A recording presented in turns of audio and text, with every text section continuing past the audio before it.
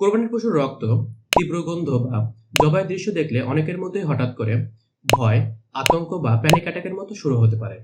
এটি কয়েকটি কারণে হতে পারে। এক, অনেকেই রক্ত দেখলে ভয় পায়। তাদের মধ্যে এক ধরনের প্রতিক্রিয়া সৃষ্টি হয়, এটাকে বলা হয় হেমাটোফোবিয়া। যাদের হেমাটোফোবিয়া থাকে তারা রক্ত দেখলে হঠাৎ করে ভয় পায়। এরপর তাদের বুক ধড়ফড় করে, হাত পা ঠান্ডা হয়ে যায়, প্যানিক অ্যাটাকের মতো শুরু হয় এবং আস্তে আস্তে তাদের অ্যাংজাইটি লেভেল বেড়ে যায়। দুই, কারোর মধ্যে যদি রক্ত বা জবাই দৃশ্য রিলেটেড কোনো ধরনের ট্রমাটিক অভিজ্ঞতা থাকে, সেক্ষেত্রে তারা এই ধরনের সিচুয়েশন ফেস করলেই তাদের মধ্যে এক ধরনের ট্রমাটিক রেসপন্স তৈরি হয়, যাও প্যানিক অ্যাটাক তৈরিতে সাহায্য করে এবং বিভিন্ন ধরনের শারীরিক সিমটম তৈরিতে সাহায্য করে। আর এই শারীরিক সিমটমগুলো যখন তাদের মধ্যে দেখা দেয়, তখন তারা এটাকে ভয় পেয়ে যায় এবং তাদের মধ্যে এই শারীরিক সিমটমগুলো ভয় পাওয়ার কারণে আরো বাড়তে থাকে। তিন, অনেক সময় রক্ত, গন্ধ বা জবাই দৃশ্য দেখলে আমাদের মনে হতে পারে আমরা এটাকে নিতে পারবো না, আমরা ভয় পাবো, আমি হয়তো বা পড়ে যাচ্ছি বা আমার শরীরে কোনো ধরনের অনুভূতি হচ্ছে। এই ধরনের চিন্তা থেকেও আমাদের প্যানিক অ্যাটাক হতে পারে। এখন আসুন জানি কিভাবে এটা কমানো যেতে পারে।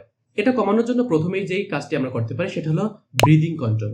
অর্থাৎ যখন আমাদের এই ধরনের অনুভূতি তৈরি হবে বা বিভিন্ন ধরনের শারীরিক অনুভূতিগুলো তৈরি হবে, তখন আমরা আমাদের শ্বাস প্রশ্বাসের দিকে নজর রাখবো। সাধারণত আমরা বলে থাকি আপনি 4 সেকেন্ড ধরে শ্বাসটা নেবেন, 7 সেকেন্ড ধরে শ্বাসটা ধরে রাখবেন এবং 8 সেকেন্ড ধরে শ্বাসটা আস্তে আস্তে ছাড়বেন এবং আপনার সম্পূর্ণ মনোযোগ থাকবে আপনার শ্বাস প্রশ্বাসের উপর।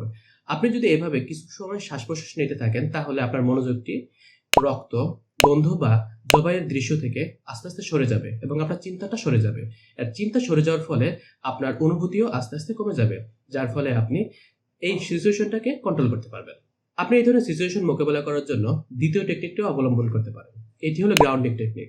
অর্থাৎ আপনি যে কোনো 5টি বস্তু দেখুন, 4টি বস্তু স্পর্শ করুন, 3টি বস্তুর শব্দ শোনার চেষ্টা করুন, 2টি বস্তুর ঘ্রাণ নিন এবং 1টি বস্তু আপনি স্বাদ অনুভব করার চেষ্টা করুন।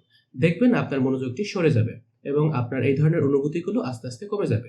এরপরও যদি আপনার এই অভিজ্ঞতাটি বা এই ধরনের অনুভূতি দীর্ঘদিন পর্যন্ত থাকে, সেক্ষেত্রে আপনার একজন পেশাদারের সাহায্য নেওয়া উচিত। আপনি একজন সাইকোলজি বা সাইকিয়াট্রিস্টের মাধ্যমে আপনি আপনার সমস্যাটি সমাধান করতে পারেন।